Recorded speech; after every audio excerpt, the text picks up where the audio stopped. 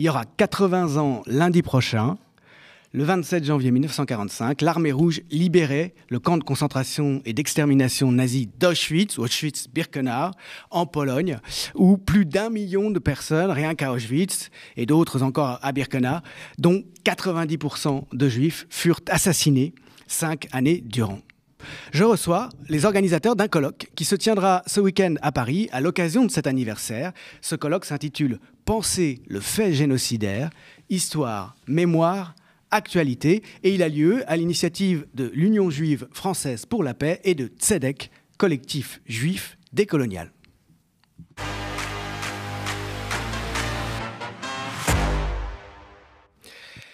Depuis 2005, l'ONU a institué le 27 janvier comme, je cite, journée de la mémoire des génocides et de la prévention des crimes contre l'humanité. Néanmoins, cette année, il y a une circonstance très particulière, une singularité de cette commémoration du génocide européen, puisque la question se pose de savoir si un représentant politique lui-même accusé de génocide par la justice internationale et objet d'un mandat d'arrêt pour cette raison, Benyamin Netanyahou pourra ou non participer en Pologne à l'événement. Il y a eu des tergiversations. Au départ, il a été expliqué qu'il ne pourrait pas venir, sinon il serait arrêté. Puis, le gouvernement polonais lui a assuré l'immunité. On ne sait pas s'il y sera ou pas. Peu importe. Ce qui nous intéresse ici, évidemment, c'est que le judéocide, c'est une mémoire, bien entendu, mais c'est aussi une mémoire qui peut être instrumentalisée. Et c'est même en son nom, ce qui est absolument terrible, qu'on peut procéder à une extermination, en tout cas une logique de nettoyage ethnique, comme c'est le cas aujourd'hui en Palestine. Et c'est, je pense, l'un des aspects, l'une des raisons qui ont conduit l'Union française juive pour la paix donc, et Tzedek à organiser ce colloque. Merci à mes 3 invités de plateau d'être là. D'une part, Jonathan Ruf-Zahn, vous êtes cofondateur de Tzedek, donc collectif juif décolonial, et puis membre de l'Union juive française pour la paix. Béatrice Orès, aussi, qui est porte-parole de l'Union juive française pour la paix, si je ne me trompe, et entre autres coéditrice d'un livre qui s'appelle « Antisionisme, une histoire juive ». Et puis, Élie Duprey, qui est, je crois, membre de Tzedek, collectif juif donc décolonial. Nous avons aussi 2 autres invités en visioconférence. Je n'en vois qu'un pour l'instant. Il s'agit d'Eyal Sivan, qui a la gentillesse donc d'être avec nous, même s'il est à distance. Eyal Sivan et Ronnie Broman sont tous les deux les co-auteurs d'un documentaire qui s'appelle « Un spécialiste, portrait d'un criminel moderne », qui est sorti il y a une vingtaine d'années, je crois même en 1999. C'est un portrait d'Adolf Eichmann, le principal organisateur de la logistique du génocide des Juifs, jugé puis exécuté en 1962 en Israël. Ce film, sur la logique génocidaire, à travers le portrait d'Eichmann, sera projeté en ouverture du colloque que vous organisez ce week-end. Et ces 2 auteurs, donc Ronnie Broman et Eyal Sivan, interviendront au début du colloque pour discuter autour de ce film. Ce colloque, dites-vous dans l'argumentaire, il aura pour objet central le fait génocidaire dans sa relation au racisme. Et vous insistez aussi sur le fait que, tout en réfléchissant sur les spécificités du judéocide, alors qu'il y a eu malheureusement de nombreux autres génocides dans l'histoire de l'humanité, des génocides aux Amériques, d'abord, le génocide arménien, récemment le génocide au Rwanda. Il y a une spécificité évidemment du génocide, ne serait-ce que en relation, je pense, avec sa dimension industrielle, peut-être qu'on y reviendra. Tout en réfléchissant donc sur ces spécificités, vous refusez, dites-vous, d'isoler l'antisémitisme des autres formes de racisme, le judéocide des autres génocide et l'antisémitisme nazi de l'histoire dans son ensemble, l'histoire européenne du racisme, du colonialisme et de la suprématie blanche. Peut-être qu'on peut partir justement sur ce refus, dans une certaine mesure, d'un exceptionnalisme total, d'une exceptionnalité totale du génocide européen des Juifs. Oui, génocide européen, pardon, des Juifs évidemment. Oui, tout à fait. C'est vrai que dans l'idée derrière l'organisation de ce colloque, il y a vraiment un constat que la manière dont a été constituée la mémoire de la Shoah depuis 80 ans dans le monde occidental a beaucoup consisté à faire de la Shoah une espèce de paroxysme indépassable, innommable, incompréhensible, et d'une certaine manière à l'abstraire d'une forme de compréhension historique. Et nous, au contraire, on souhaite plonger vraiment dans la compréhension de ce qu'a été ce génocide, mais en le resituant dans les dynamiques qui ont conduit donc à la Shoah, que ce soit donc comme vous l'indiquiez, le racisme européen, l'histoire de la suprématie blanche et l'antisémitisme comme une forme de racisme. Parmi vos invités, je vois qu'il y a Enzo Traverso, qu'il y a Johan Chapoutot aussi, qui font partie des historiens qui rejettent finalement cette idée presque religieuse que le judéocide, la Shoah, ce serait de l'ordre du mal absolu et inexplicable. Oui, tout à fait.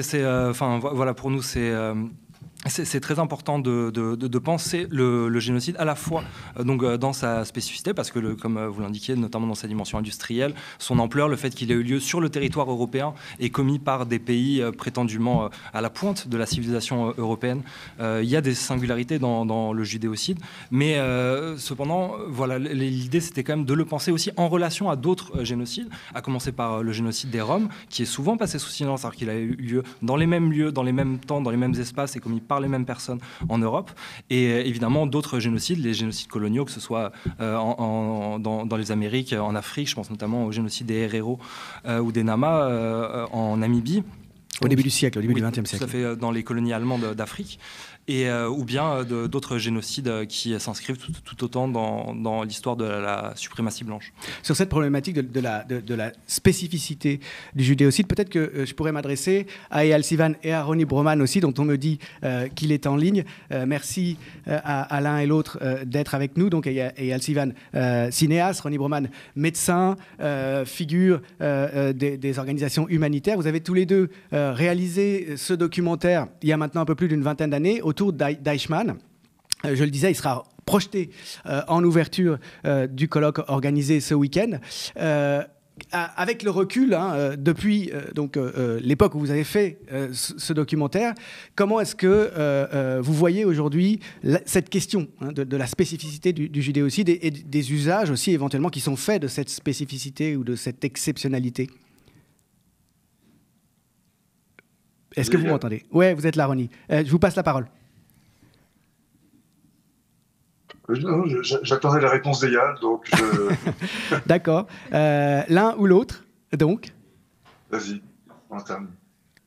Je dirais que peut-être la spécificité de ce que vous appelez la Shoah, je peux faire génocide des Juifs ou les judéocides, et d'abord que ça porte un nom propre, justement, qu'aucun autre génocide n'a, et que voilà, on est réunis là parce que on célèbre, on commémore, on marque une journée qui a été décidée internationalement, qui est, disons, célébrée internationalement. L'UJFP organise un colloque pour 80 ans pour la libération d'Auschwitz et non pas pour la fin des génocides rwandais ou les autres génocides que vous avez nommés. Et donc peut-être la spécificité n'est pas tant, et là, le mécanisme même de génocide et son contexte, mais aussi la place qui a pris ce génocide comme le génocide en G majuscule, en ayant une présence, et que tous les autres génocides, et bien évidemment aujourd'hui quand nous parlons, nous pensons à Gaza, ils sont à l'heure d'Auschwitz. Et ça, c'est pour cette spécificité. Maintenant, le recul de 25 ans, vous savez, les films que nous avons commis ensemble, n'est pas un film sur le procès Eichmann, n'est pas exactement un procès d'Eichmann, c'est un procès que nous avons constitué cinématographiquement à partir de ces archives qui sont uniques. Il n'y a aucun autre procès d'un criminel ont un acteur majeur d'un génocide, dans lequel nous avons tant de témoignages et surtout son propre témoignage d'acteurs de ces génocides. Eh bien, finalement, les sous-titres du titre qui est Portrait d'un criminel moderne, la modernité d'Eichmann n'est pas la modernité de seulement il y a 25 ans ou il y a maintenant 40 ans au plus, 60 ans pour le procès. Et il a son pertinence aussi dans les génocides dans lesquels nous sommes les témoins passifs parfois, qui est celui-là qui se déroule à Gaza. Avant de repasser la parole en plateau sur la question des autres génocides, puisque j'ai vu que vous alliez réagir, et de fait, dans le programme de ce colloque, il est question d'autres génocides, entre autres du génocide au Rwanda. Je passe la parole à Ronnie Broman, qui à son tour a peut-être son mot à dire sur cette question à la fois de l'enracinement plus lointain de la logique génocidaire et de son actualité. Son actualité, elle résonne fortement avec les mots que vous avez utilisés pour introduire cette discussion. Le Premier ministre israélien, le Premier ministre de l'État juif, ne va sans doute pas pouvoir venir en Pologne parce qu'il risque lui-même d'être poursuivi, non pas pour génocide, mais pour crime contre l'humanité. Je rappelle que c'est la Cour internationale de justice qui utilise le terme génocide pour mettre en garde la communauté internationale sur un processus pouvant y conduire. Mais ceux qui sont inculpés, enfin pour qui il y a des mandats d'arrêt, ce sont des leaders politiques israéliens et palestiniens. Donc il y a cette extraordinaire résonance.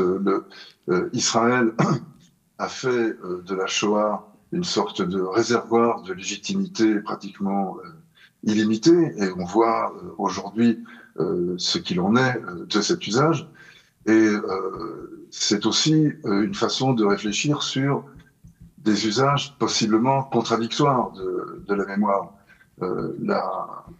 La mémoire du génocide d'Auschwitz, celle qu'elle apparaît de façon dominante, c'est une mémoire victimaire de vengeance, alors, que ce soit victimaire, évidemment, on n'attend pas autre chose. Les Juifs ont effectivement été victimes de ça, mais il s'agit de se venger, en quelque sorte, a posteriori, sur des gens qui n'ont rien à voir. Et il s'agit de mettre en avant la leçon selon laquelle on nous a tués, on nous a laissés tuer, personne n'a rien fait. Nous savons que nous ne pouvons compter que sur nous. D'ailleurs, l'un des grands mythes mis en avant en Israël, c'est le mythe de Samson, trahi par Dalila, et préférant le suicide au compromis. Et c'est donc cette radicalisation de la politique actuellement en Israël, sous la forme du génocide en cours, enfin suspendu aujourd'hui grâce au cessez-le-feu, c'est effectivement d'une actualité écrasante, ceci aussi. Peut-être que l'une des images les plus parlantes de ce fait... Pardon, je voulais ajouter autre chose. Bien sûr. J'avais parlé d'usage contradictoire de la mémoire. Il y a cette mémoire, disons, vengeresse, cette mémoire littérale, cette mémoire de guerre. Je pense à notre ami commun avec Eyal Todorov, le regretté Todorov, qui a écrit de très très belles pages là-dessus. Mais il y a aussi une autre mémoire, qui est celle précisément des ravages du suprémacisme, des ravages de ce que une pensée construite sur l'identité et sur les rapports biologiques entre les identités, voilà, qui est autre chose. Donc ce rejet de toute forme de suprémacisme, de toute forme de colonialisme également, car n'oublions pas que le Troisième Reich était un pouvoir colonial étendant son emprise sur le continent européen. C'était un pouvoir colonial continental, mais il n'en était pas moins colonial pour autant. Voilà, donc il y a des mémoires, parce qu'on va parler de l'instrumentalisation de la mémoire et tout, mais il faut absolument tenir compte de mémoires qui peuvent se différencier, voire se contredire, s'opposer frontalement. Jonathan. Alors, justement, pour revenir à ça, il y a une phrase qui revient souvent, peu importe les dimensions politiques des personnes, c'est la phrase « plus jamais ça ». Nous, on considère que la phrase « plus jamais ça », c'est pas quelque chose de vain comme ça, et que ça doit être une ligne de conduite partout là où la liberté, enfin là où la dignité humaine est bafouée. Donc dans le cadre des génocides, des exterminations de masse, mais plus généralement des questions de discrimination. Une des raisons qui nous a poussé justement à organiser cette dernière table ronde, c'est d'évoquer les singularités de chaque génocide. parce qu'on a évidemment bien conscience que la Shoah, ce n'est pas la même chose que le génocide de Srebrenica qu'ont subi des populations bosniaques ou les Tutsis au Rwanda, et également le fait que certains génocides ne sont pas forcément reconnus en tant que tels et que le débat se pose. Ça ne veut pas dire qu'il faut utiliser ce terme à tort et à travers au risque de le dématérialiser, c'est une évidence. Et on s'est justement dit que ce serait bien de donner la parole à des personnes qui se battent depuis des années aussi pour inclure la responsabilité de certaines nations dedans. Dans le cadre, par exemple, du génocide des Tutsis, la France est impliquée. L'association Survie fait un travail à la fois de mémoire et d'investigation. C'est pas la seule à le faire et à mener ce combat. Mais du coup, on estime que c'est légitime de la porter. Et Elie l'a dit, il y a un caractère intra-européen, mais il y a quand même aussi le lien avec le racisme qui peut être fait entre le colonialisme et la Shoah. Bon, déjà parce que nos racialisations commencent avec Al-Andalouse et l'année 1492 d'un côté, et le moment où ce racisme se matérialise d'abord par sa conception pseudo-biologique, puis civilisationnelle, puis conspiratoire à la fin du 19e siècle. Ce qui ne veut pas dire en fait qu'on considère que tous les génocides sont les mêmes, et c'est justement pour ça qu'on a décidé d'en parler et de donner la parole à des personnes qui ont étudié plus précisément ce sujet-là. La première journée, le samedi, se termine par une table ronde à laquelle vous faisiez allusion avec Lissel Quiroz, qui est une spécialiste des études décoloniales aux Amériques. Et je disais en commençant qu'un certain nombre de génocides ont eu lieu dès le moment où les Européens ont découvert ce qu'ils appelaient le Nouveau Monde. Il y aura David Martin pour le génocide des Tutsis, Rada Ivekovic qui parlera de la Bosnie, et puis Michel Sibony donc, pour ce qui est de l'héritage d'Auschwitz. Et je voulais juste préciser qu'en fait, en introduction de cette table, on a aussi l'honneur d'accueillir Jacques Semelin, qui est donc qui a littéralement en fait, créé un cours à Sciences Po Paris sur la question des génocides et plus généralement sur les crimes de masse. Béatrice Orès. Moi, je vais revenir un petit peu en arrière sur comment on a eu l'idée de ce colloque. On s'est dit que, vu le contexte actuel, le géopolitique actuel, les sionistes allaient s'en emparer. Et donc, on s'est dit non, l'héritage de l'Holocauste ou du génocide appartient à tous les juifs, pas seulement aux sionistes juifs. Et donc ça, c'est notre point de départ. Et ça se révèle vrai, puisque par exemple, l'Union européenne a proposé une journée de commémoration le 21 janvier, donc il y a quelques jours. Cet événement s'appelait « Se souvenir du passé, façonner l'avenir ».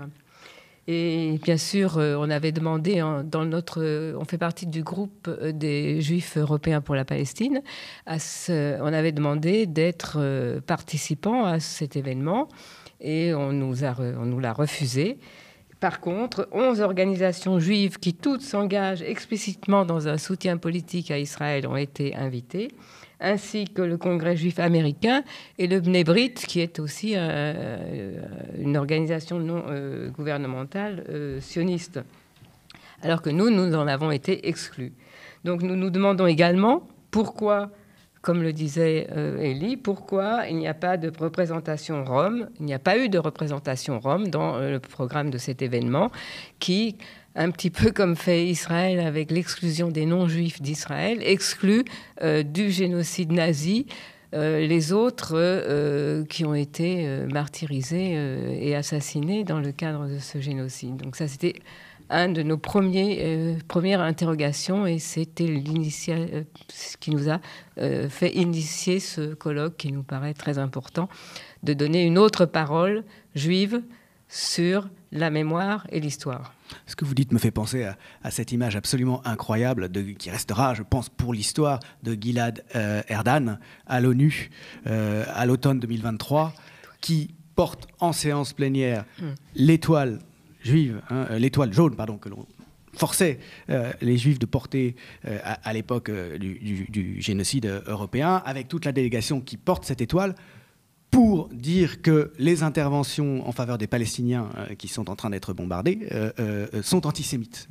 Il me semble que ça va dans ce sens-là. Et puis pour compléter ce que disait Béatrice, une des raisons aussi qui nous pousse à faire ça, c'est avant tout que ça fait partie pour certaines et certains d'entre nous directement de nos mémoires. On est descendants de personnes pour certains d'entre nous qui ont été déportés ou qui ont porté l'étoile jaune. Et il y a aussi le contexte qui n'est pas seulement européen mais mondial de fascisation globale qui touche l'Inde, les États-Unis qui sont quand même la première puissance mondiale et qui est également incarné par l'homme le plus riche du monde qui se permet de faire un salut nazi. Nous, on n'est pas forcément surpris par ça, mais on est quand même dans ce contexte-là où l'AfD va arriver aux portes du pouvoir en Allemagne, ou en France, ça fait un petit moment où ça dure, ou en Angleterre, il y a quand même eu des tentatives, moi je dirais pré-pogromistes, lors des émeutes qui ont frappé l'Angleterre et une partie de l'Irlande occupée dans les quartiers loyalistes durant l'été. Bon, voilà. Et dans ce contexte-là, en fait, si nous on ne se réapproprie pas cette mémoire et qu'en plus elle est accaparée parfois jusqu'à l'extrême droite, c'est-à-dire que là, je pense qu'on va avoir un défilé de personnalités d'extrême droite qui eux-mêmes ont des antisémites notoires, ou d'ailleurs sont généralement toutes et tous des antisémites par définition, vu leur position politique, se réapproprier notre mémoire et nous la confisquer. Et c'est pas seulement l'État d'Israël. Et comme on essaie de représenter une ligne quand même antiraciste au sens politique du terme, on pense que c'est vraiment important aussi de nous-mêmes en fait se réapproprier cette mémoire et de ne pas la laisser à des personnes qui vont en faire n'importe quoi, soit en la dématérialisant et en se contentant par l'aspect moral, soit pire en fait l'instrumentaliser dans un agenda réactionnaire, voire même totalement raciste. Oui, et puis on voit qu'au-delà même de cette instrumentalisation des politisantes, il y a aussi des formes de révisionnisme et de falsification, parce que l'ambassadeur israélien à l'ONU a beau revêtir l'étoile jaune d'une manière qui déjà en soi est révisionniste, comparer la situation coloniale d'Israël-Palestine avec le sort des Juifs en Europe pendant la Shoah est déjà une forme de révisionnisme, mais on sait que Netanyahou, par exemple, a pu tenir des propos franchement révisionnistes, pour pas dire négationnistes, en disant que l'idée du génocide des Juifs lui avait été soufflée à Hitler par le grand moufti de Jérusalem. Donc on voit bien à quel point cette utilisation de l'histoire peut aller jusqu'à la falsification, et comme on voit qu'aujourd'hui un salut nazi adressé à la tribune par Elon Musk n'est plus un salut naziste, un salut romain ou un signe du cœur. Voilà, qui passe totalement sous silence aussi cette histoire antisémite et génocidaire de l'extrême droite. Et on peut rajouter que Ben Gourion, c'est pas Netanyahou qui a été le premier à dire que c'était le grand moufti qui avait soufflé à Hitler le génocide. Enfin, en résumant, en 1961, au moment justement du procès à Eichmann, il voulait que puisque c'était un procès politique, hein, il voulait que les juges s'emparent de ce fait pour attaquer les Arabes et considérer que c'était justifié qu'on puisse les agresser. C'est déjà une première tentative avec Ben Gourion, oui, qui est reprise là, beaucoup plus de basculement en fait de la culpabilité des Européens sur le dos de ceux qui sont devenus les nouveaux ennemis, les Arabes. Mais il y a quand même depuis quelque chose de complètement nouveau, enfin dans une très large mesure nouveau, qui est ce fameux choc des civilisations que Huntington, le néoconservateur américain, a théorisé il y a 25 ans à peu près, et qui est devenu une sorte de mot d'ordre. C'est-à-dire que Benjamin Netanyahou, quand il va devant le Congrès aux États-Unis ou quand il va à la télé française, il explique que en réalité, la cause des sionistes qui sont en train de nettoyer Gaza, c'est la nôtre, c'est celle de l'Occident. Oui. Il y a eu une espèce de tentative de la droite et de l'extrême droite dans les pays occidentaux d'une certaine manière de s'absoudre des crimes qu'ils avaient commis historiquement contre les Juifs, vu que c'est eux qui avaient racialisé les Juifs, les avaient persécutés, les avaient opprimés pendant des siècles et au final les ont génocidés, de rallier d'une certaine manière les Juifs à la cause de la suprématie blanche. Et on voit bien aujourd'hui comment, au nom d'une lutte contre l'antisémitisme pensée uniquement sous l'angle de civilisationnel, du conflit civilisationnel, où ceux qui sont aujourd'hui porteurs de l'antisémitisme, ce seraient les Noirs, les Arabes, les défenseurs de la cause palestinienne et plus généralement la gauche. Ça permet la réhabilitation de toute l'extrême droite, de toute la droite, qui historiquement sont les antisémites et eux le sont encore aujourd'hui, au point qu'un Elon Musk peut faire des saluts fascistes dans l'indifférence quasi générale de la droite. Et que d'ailleurs on a des concepts d'extrême droite qui sont de plus en plus repris par des macronistes. À partir du moment où vous parlez d'islamo-gauchisme, où vous parlez d'anti-France, comme ça a été le cas de plusieurs députés, que des personnalités comme Maurras et Bainville et des concepts comme le pays réel sont aujourd'hui peuvent être cités sans que ça puisse susciter la moindre polémique, alors que la moindre phrase employée par une personne de gauche ou une personne qui soutient la Palestine aujourd'hui va être scrutée. C'est un véritable danger qui dématérialise aussi ce que l'antisémitisme, et du coup la droitisation de la société permet aussi une porte d'entrée vers l'antisémitisme. Et force est de constater que la dimension du choc pseudo-civilisationnel dans lequel en fait les juifs et les juifs seraient du coup du côté des blancs contre des hordes de barbares venus grand remplacer et islamiser l'Europe a des conséquences qui sont aussi dramatiques pour les juifs et les juifs. On peut aussi se souvenir de Marine Le Pen, qui est allée en Israël avant les élections et qui a dit après le 7 octobre qu'elle soutenait inconditionnellement Israël. Et avant donc les élections, elle disait que pour elle, Israël, c'était un soutien, et le sionisme pour elle était quelque chose d'important. Et elle suivait en cela le revirement qui avait été fait déjà par Gianfranco Fini, le chef du parti post-fasciste, qui avait été le premier à réconcilier finalement la tradition fasciste en Israël des années 90. Ronnie Broman. Oui. Moi, j'étais aussi, enfin, comme tout le monde, je pense, profondément frappé par ce ralliement d'une droite dure et de l'extrême droite traditionnellement antisémite au sionisme, à la défense d'Israël. Ralliement qui n'a rien d'illogique en lui-même. Quand on veut se débarrasser des Juifs, on a un ghetto dans lequel on peut les envoyer.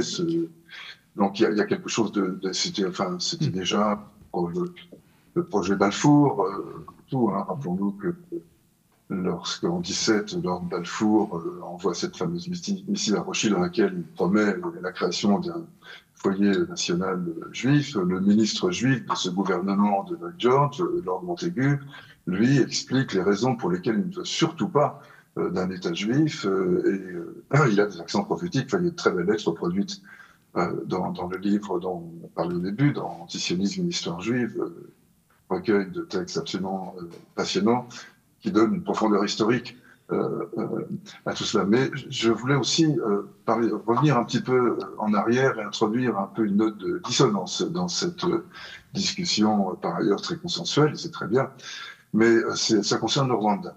Le Rwanda est l'exemple même, le génocide Tutsi du Rwanda est l'exemple même d'usage contemporain d'un génocide pour masquer d'autres crimes. Suivez mon regard, vous voyez où je veux venir. Le Rwanda sponsorise, organise le pillage de l'Est du Congo.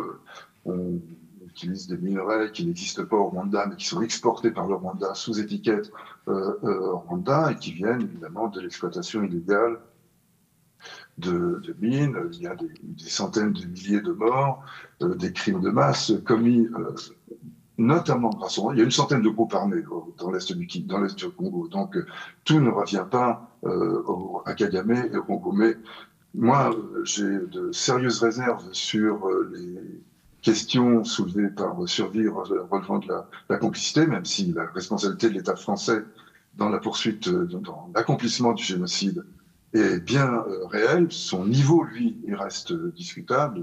On ne va pas rentrer là-dedans ce soir. Mais n'oublions pas que, la mémoire du génocide Tutsi est utilisée activement pour dissimuler les exactions de masse, les centaines de milliers de morts. Je ne parle pas de quelques exactions marginales, je parle de centaines de milliers de morts qui ont eu lieu au Rwanda du fait des forces patriotiques rwandaises, c'est-à-dire sous l'égide de Kagame, et au Congo également. Donc un génocide qui sert à masquer les crimes de masse, c'est aussi une réalité. Et au Rwanda, comme en Israël, toute personne qui met en question ce genre de choses, qui le met en public, est un défenseur du génocide, un révisionniste, un négationniste, selon une technique éprouvée par les Israéliens et reprise à leur compte par les Rwandais, qui sont d'ailleurs très proches des Israéliens. Les relations entre les armées rwandaises et israéliennes sont très étroites. Les relations entre les politiques de mémoire entre Israël et le Rwanda le sont également. Donc il y a là un problème quand même qui mérite, je trouve, d'être relevé. Quand nous parlons des usages de la mémoire du génocide par les sionistes, la façon dont ils l'utilisent pour légitimer l'écrasement des Palestiniens, leur colonisation, leur expulsion, etc. Ça existe ailleurs aussi, et selon des modalités très proches, et cette proximité ne doit rien au hasard. Elle est calculée, elle est recherchée. Merci beaucoup, René Brunat. Je pense que c'était vraiment très important d'aborder ce point-là aussi. Une réaction peut-être de la part de l'un d'entre vous Pas particulièrement. Il est certain que l'utilisation de la mémoire en vue de justifier des crimes est une constante. Et effectivement, la comparaison entre comment dire, la manière dont le régime Kagame mobilise la mémoire du génocide Tutsi pour poursuivre ses propres fins et commettre les exactions au Kivu est aussi quelque chose dont la comparaison avec le cas du sionisme et du cas israélien demande à être explorée. Moi, j'ai un point de désaccord quand même, c'est qu'en fait, l'État rwandais n'a pas du tout la force d'Israël, n'est pas à l'avant-poste de l'Occident, et que derrière, il y a quand même... je pense aussi quand même le problème de l'extractivisme, et comme l'a dit Ronnie, c'est pas propre au Rwanda. La Chine, la France, les États-Unis, et je pense que ce serait quand même beaucoup trop long de lister tous les belligérants en fait dans ce conflit, quoi. Mais au niveau du Congo, oui, c'est très compliqué. C'est pas l'objet de... Qui ait d'autres motivations, l'extractivisme, sans doute des grands intérêts privés derrière, n'enlève rien au fait qu'il y a un cas, comme le disait Ronnie Broman, où l'on utilise la culpabilité, une sorte de, comme disait Alain Finkielkraut avec cette formule absolument désastreuse mais révélatrice, le crédit victimaire. On utilise un crédit victimaire pour masquer, pour empêcher que dans l'espace public surgisse le scandale de crimes de masse. Alors oui, c'est vrai, mais de l'autre côté, on trouve aussi une forme de révisionnisme et de négationnisme qui est de plus en plus ancré sur ces questions-là. Moi, malheureusement, j'y ai été confronté dans le cadre d'une rencontre dont je tairai le contexte sur la Palestine et le Congo, où en fait des arguments de Charles Ohana étaient aussi mobilisés, et je pense qu'il y a aussi des similitudes à faire sur le révisionnisme et sur le négationnisme concernant le Rwanda, comme concernant la Shoah, en fait. Ça va aussi dans les deux sens. Et je pense que la dimension du révisionnisme et du négationnisme, c'est quelque chose qu'il faut aborder, peu importe les génocides. Ça existe dans le cadre de la Bosnie, ça existe encore plus dans le cadre de l'Arménie, où en plus des épurations ethniques ont eu lieu récemment dans le Haut-Karabakh, et où les velléités pan-turques d'Erdogan combiné au concept de Grand Azerbaïdjan par le régime d'Aliyev nous fait quand même assez peur concernant les populations arméniennes. Et c'est aussi pour ça d'ailleurs qu'on a choisi de parler de négationnisme, mais là spécifiquement sur la Shoah avec René Monza. C'est-à-dire qu'on peut pousser aussi le parallélisme jusqu'à la question du profit que tirent les négationnismes, et sans doute est-elle plus brûlante cette question concernant le Rwanda et la négation du génocide des Tutsis, plus vivante. Ce négationnisme est plus vivant sans doute parce que c'est plus récent que le négationnisme de la Shoah. C'est inexact. Le négationnisme rwandais, il existe, mais il est très faible, y compris même parmi les opposants, disons, Hutus à Kagame. Non, à la limite, il est justifié.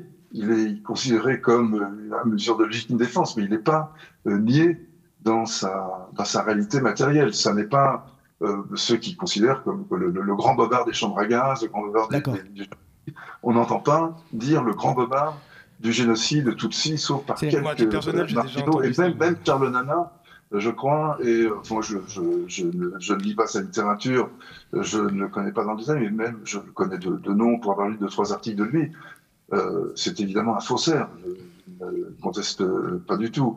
Mais attention à ne pas se dissimuler derrière l'image de ce faussaire fort antipathique, probablement avec des accointances peu ragoûtantes, en oubliant par exemple que chaque fois que l'extrême droite sioniste est également, c'est pas par hasard, derrière Kagame également. Moi j'ai eu aussi maille à partir dans des conditions parfois même difficiles, lors de colloques universitaires avec des gens qui venaient défendre Kagame, des gens qui étaient directement de la MENA, ou des gens comme ça, qui étaient des sionistes, je veux dire des Likoudniks ou des gens de ce type-là. Donc, et ça n'est pas uniquement parce qu'il y a des sionistes qui défendent le régime de Kagame que je m'en prends à Kagame, ce serait un peu léger comme question. Non, c'est parce qu'il a fait pendant la guerre de 94 et dans les suites au Congo, donc s'il a fait à la fois au Rwanda et au Congo. C'est quand même quelqu'un qui se fait réélire à 99%, qui va être encore président du Rwanda jusque dans les années 30, qui bat tous les records de longévité par la terreur. N'oublions pas ça, enfin, c'est un régime de terreur, le régime rwandais, et c'est un régime meurtrier. Donc, et il est devenu très très rapidement. Qui s'adosse donc à la mémoire d'un génocide et sans doute à la culpabilité française d'ailleurs à cet égard. Et très grand usage, toute opposition est relayée dans le camp des génocidaires. D'où l'importance de faire une table ronde sur la multiplicité des génocides et de voir justement toutes les facettes et toutes les difficultés et des usages, pas seulement la multiplicité des génocides, mais la multiplicité des usages du génocide. Et des usages, oui. La multiplicité des instrumentalisations, oui. Eyal Sivan, peut-être, qui n'a pas eu beaucoup la parole, il nous reste peu de temps. S'il est encore là, est-ce qu'il a une intervention à faire? Oui, je voudrais peut-être revenir sur deux choses, qui est cette idée des mémoires même, et l'autre sur l'image que vous avez donnée, appelée cette terrible image de l'ambassadeur d'Israël à l'ONU avec sa délégation, avec l'étoile jaune. Et peut-être les deux sont liés. Je pense que peut-être une des erreurs communes normaux, c'est attribuer à l'idée de mémoire, d'attribuer mémoire comme quelque chose qui est par essence bon et nécessaire. Je me rappelle un article qui a été écrit par un rescapé d'ailleurs de Treblinka, qui était le défunt professeur Yehuda Elkana, qui a écrit lors de la première intifada, le premier soulèvement de Palestiniens, c'était en 1988, il a écrit pour l'oubli, en se disant que finalement, si on regarde les usages nocifs, les usages criminels de la mémoire, face à l'idée qu'on se fait de mémoire comme un vaccin pour l'avenir, peut-être il faut se dire qu'il le dit d'une façon un petit peu exagérée, peut-être il faut oublier. Parce que une des choses qui est liée à l'idée de mémoire, en dehors du fait que, voilà, si on va se souvenir, si on va donner des doses de mémoire, eh bien, ça va nous vacciner d'une certaine manière des crimes à venir, on voit que c'est loin d'être le cas. Alors, on peut appeler ça que l'usage, la forme de l'usage de la mémoire. Mais l'autre, c'est la figure de victime elle-même. Je crois que l'image terrible de l'ambassadeur d'Israélien avec l'étoile jaune, il est d'un côté l'étoile jaune comme un acte d'intimidation des autres, c'est-à-dire regardez à qui vous parlez et de quoi vous parlez, mais surtout se dire dans ces contextes-là, c'est-à-dire mais nous sommes des victimes, donc nous ne pouvons pas être bourreaux, comme s'il y avait une forme de la victimisation serait héréditaire, et donc qui dit victimisation dit innocence. Eh bien, nous ne sommes pas, nous Israéliens, nous ne sommes pas le bourreau que vous voyez, mais rappelez-vous, nous sommes que les victimes d'Auschwitz en train de continuer d'une façon, un continuum, comme ça, en train de se défendre, et nous sommes par essence innocents parce que nous portons comme ça l'héritage justement d'Auschwitz. Et c'est en ça que peut-être il y a les parallèles aussi avec l'usage qui fait Kagame. Nous sommes finalement, rappelez-vous en permanence, nous sommes qui est ce gouvernement criminel? Nous sommes les rescapés, nous sommes les victimes. Et en étant des victimes, nous sommes des innocents. Donc je pense que d'une certaine manière, si c'est la position victimaire continuelle doit être déjà une alarme sur l'usage, le mauvais usage de la mémoire. Ce que vous décrivez là, c'est le principe même, l'axe de défense principal des sionistes en ce moment, qui consiste à dire de toute façon, nous ne pouvons pas être coupables parce que nos parents ont été victimes, et même les victimes de vos crimes à vous, des crimes de vos grands-parents.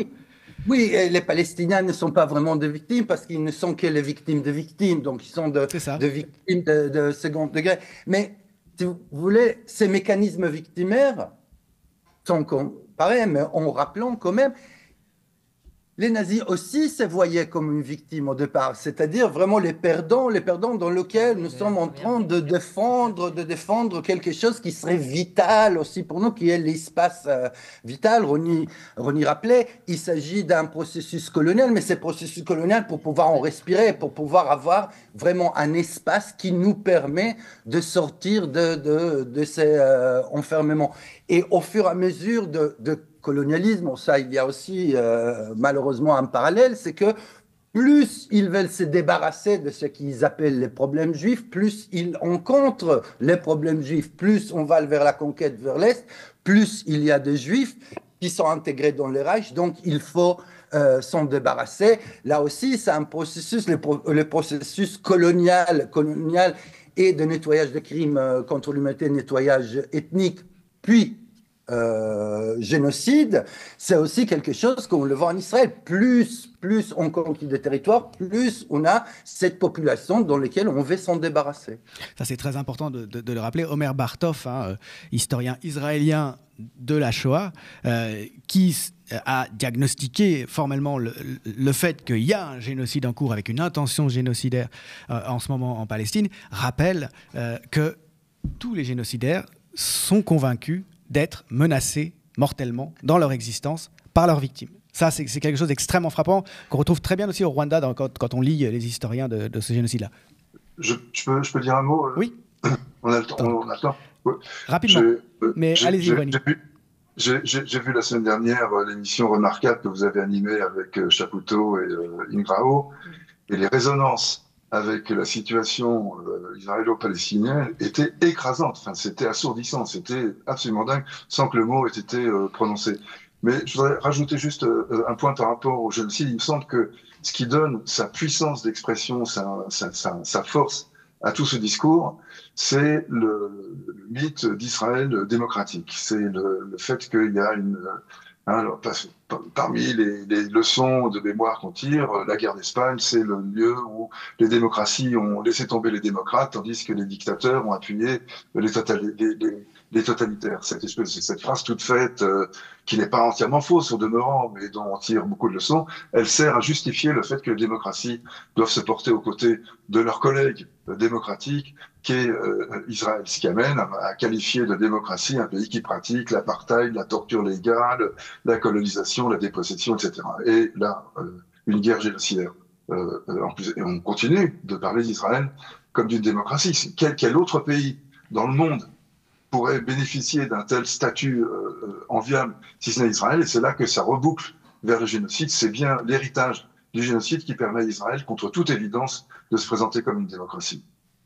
Il ne reste pas beaucoup de temps, mais je vous repasse la parole, Béatrice. Il est donc important de se réapproprier la mémoire de l'Holocauste, enfin, du génocide, dans son ampleur, c'est-à-dire de tous ceux qui ont été assassinés, et loin des griffes de la pensée sioniste et coloniale, et à rappeler au monde, il n'y a jamais d'excuse pour un génocide. Merci à tous les trois. Je rappelle donc que ce colloque, organisé par l'Union juive française pour la paix et par Tzedek, collectif décolonial, aura lieu à Paris. C'est au 87 rue du Faubourg Saint-Denis.